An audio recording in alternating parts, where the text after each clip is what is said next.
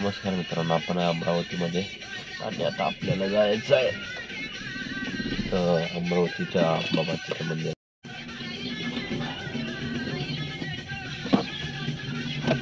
तर मंडळी, आपण आज अमरावतीमध्ये आहे आणि आपल्याला आता इकडं आज काम होणार आपलं, म्हणजे आपण काल रात्री आलो होतो आणि आता इकडचं काम झाल्यानंतर मग पुढे निघायचं आहे वर्ध्यासाठी. मग अजून निघण्यासाठी 10-10:30 वाजणार आहेत. मग म्हटलं अमरावतीमध्ये बघण्यासारखं काय, तर इथल्या लोकल लोकांना विचारलं तर त्यांनी सांगितलं अंबादेवी मंदिर आहे मोठं, तुम्ही तिकडं जाऊन व्हिजिट करू शकता.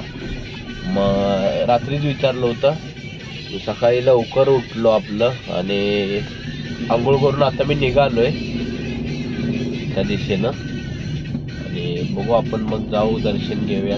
अंबादेवी मानाची देवी आहे, खूप नवसाला पावणारी देवी म्हणतात लोक. आणि त्या मंदिराचा इतिहास, अमरावतीमधील अंबादेवी मंदिराला 1000 वर्षाहून अधिक जुने मानले जाते आणि त्याचा संबंध हा हिंदू पौराणिक कथांशी जोडलेला आहे.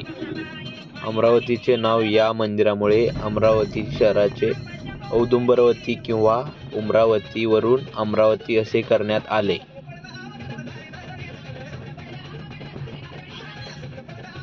तर मी इकडे एका काकांना विचारलं दर्शन भेटेल का म्हणून. काका बोलले बिनधास्त, आज खालीच आहे मंदिर, तुला दर्शन भेटेल का म्हणून. काका, मंदिराच्या आतमध्ये मोबाईल अलाउड नाही, त्यामुळं आपण मोबाईल नाही चालू केला.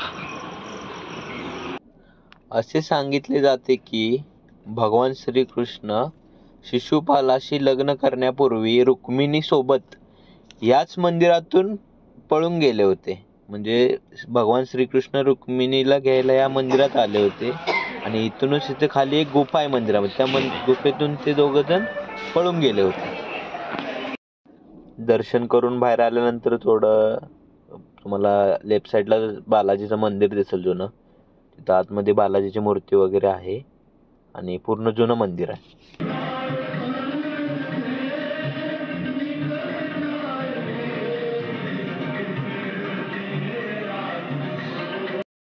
आपलं आता दर्शन झालं, आपण बाहेर चाललोय.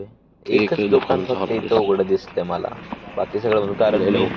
कारण सकाळी लवकर गेलो होतो त्यामुळं कोणच नव्हतं आणि दर्शन एकदम मस्त झालं. तुम्ही बघू शकता तिकडं कामान वगैरे लावले आणि देव्या बसल्या होत्या. दर्शन एकदम मस्त भेटलं आपल्याला. खंडोबाची कारभारीन झाली बानू धनगरीन, खंडोबाची कारभारीन झाली बानू धनगरीन.